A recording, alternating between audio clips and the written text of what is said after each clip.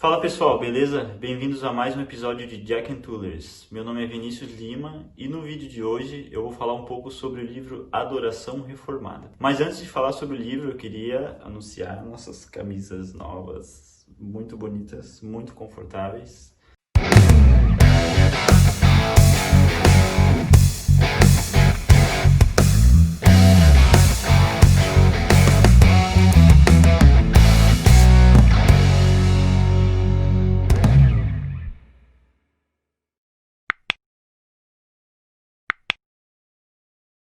Eu recomendo muito esse livro, principalmente para quem é do departamento de música, né, que canta ou toca na sua igreja, ou que se interessa, né, por alguma dessas coisas, ou para você que é líder também de algum desses departamentos. Então, um dos primeiros tópicos é orientando-se.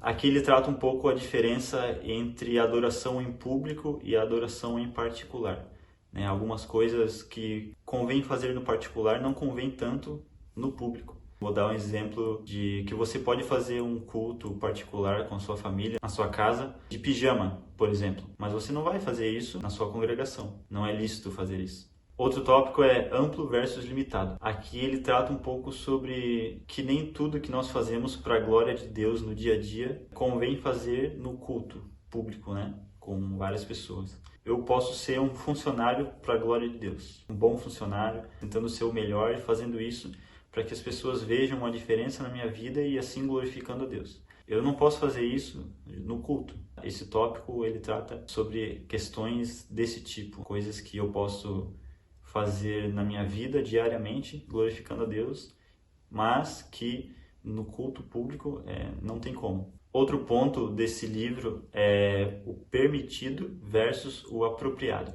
Existem algumas linhas que dizem que se não está na Bíblia claramente, então não tem problema fazer. Já o Terry Lee Johnson, que é o autor, ele vai para a linha contrária disso. Ele pensa que se não está escrito na Bíblia, então eu não devo fazer, eu não posso. Nós versus eles. Nesse ponto, ele trata sobre questões de cursos diferenciados para classes, entre aspas, de pessoas, né? Ou seja, culto para mulheres, culto para jovens, culto para família. Ele entende que isso não é correto, que deve haver uma unidade nisso tudo, na adoração. Evangelismo versus adoração. Aqui ele fala sobre as músicas que não adoram a Deus, músicas evangelísticas. Ele entende que em um culto público, nós devemos cantar e entoar músicas que exaltam a glória de Deus, e nada menos do que isso. Então, ele não concorda com aquela ideia da gente cantar músicas porque vai vir pessoas novas. Não, para esse tipo de pessoas, e encaixa um pouco sobre o tópico anterior do nós versus eles, né? Não, músicas para jovens, música para idosos. Ele entende que tudo deve ter um alinhamento, né? Música deve ser para a glória de Deus e nada mais do que isso. Então, a gente não deve cantar músicas para evangelismo em um culto de adoração. Músicas para evangelismo devem ser cantadas ou escritas com a função do evangelismo. Ele defende que o culto de adoração é literalmente um culto de adoração, não é um culto de evangelismo. Aí a gente chega na primeira parte, que é a adoração em verdade. O que ele fala aqui? Ele fala que a adoração em verdade é a adoração que é segundo a Bíblia. Ou seja, como eu disse antes, nós devemos cantar músicas segundo a Bíblia, músicas que contenham Bíblia, que contenham as Escrituras e de forma correta, não distorcida. Eu vou ler um trecho aqui para vocês. Hoje o mais frequente é que a Escritura seja pouco lida. Sermões são tópicos. Comparativamente, as músicas têm pouco conteúdo bíblico, e o pouco que há é repetido com a frequência de um mantra.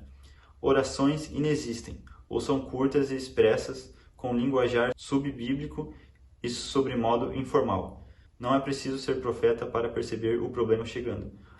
O que devemos chamar de adoração quando a Bíblia não é lida? Pregada, cantada e orada, exceto em doses simbólicas? Devemos chamar isso de culto, de evento, de celebração? Então, a gente vê que o autor defende que o culto deve ser 100% bíblico. O que não está escrito na Bíblia não deve ser feito. E essa é a primeira parte do adoração em verdade. Agora eu vou falar um pouco sobre a adoração em espírito. A adoração em espírito, segundo o autor, deve ser simples, de coração e reverente. Nessa parte, ele vai abordar questões como dança, palmas, pular, erguer as mãos e todas essas questões que às vezes a gente não para pensar. Ele comenta que muitas pessoas usam o livro de Salmos como argumento para defender dança, palmas, pular e todas essas coisas.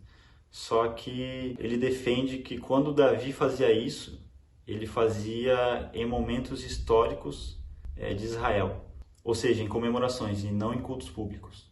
Eu cresci na igreja ouvindo aquela ideia, que talvez você também já tenha ouvido, de eu estou no estádio e lá eu grito pro meu time, eu estou assistindo algum evento e eu fico eufórico e eu começo a gritar e pular. E talvez, provavelmente, você já ouviu que um pastor falando, ou talvez nem pastor, qualquer pessoa falando que... mas se você faz isso no estádio, ou vendo filme, por que você não faz isso para Deus? Eu nunca concordei com essa ideia. E sempre quando eu ouvia, eu não concordava, algo dentro de mim, não sei, eu não concordava, basicamente. Só que eu não tinha argumentos para ir contra essa ideia. E o autor, ele dá exatamente a resposta contra essa linha de pensamento. E eu vou ler aqui. Mesmo no mundo dos esportes, há uma diferença entre a alegria demonstrada quando o gol é marcado e a expressada num banquete de premiação 2 meses depois. Nos dois casos, a emoção é alegria, mas a maneira de expressá-la difere quando se passa de um contexto para o outro. Da mesma forma, a alegria da adoração não é como de uma arena. Certa ocasião, ouvi um pregador perguntar por que não ficamos tão empolgados na igreja quanto ficamos em um estádio de futebol. A resposta é que esse tipo de empolgação ainda é inapropriada para o culto público. A alegria doxológica é um tipo diferente da alegria.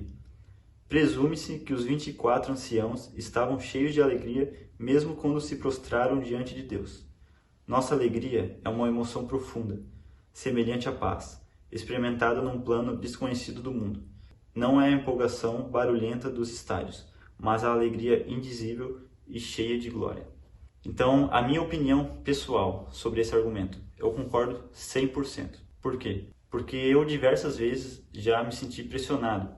Eu entendo que ninguém pode obrigar você a fazer, ou ninguém pode exigir ou requerir algo de você que a Bíblia não requer ou não exige. E ela não requer que você fique pulando no culto, ela não requer que você fique gritando ou coisas assim. Ela requer que você se arrependa, que você dê toda a glória a Deus e que o culto deve ser racional. Então, pessoal, esse foi o vídeo sobre o livro Adoração Reformada, do Terry Johnson. Então, comenta aí o que você pensa sobre o livro, sobre o que eu disse, e ativa as notificações para você ficar por dentro de todos os nossos vídeos. Até mais! O que a minha opinião... E pra encerrar, Rafa? Esqueci. Pra encerrar. Mas daí tem que falar aquelas coisas, né? Dá o like aí, se inscreve no canal. Enfim. Pra usar como argumento... Ó, minha barriga. Meu Deus, velho. Não sei se... Me perdi. Enfim. Putz, cara. Mas o passarinho é um passarinho, né? Hoje, que não tá escrito na Bíblia...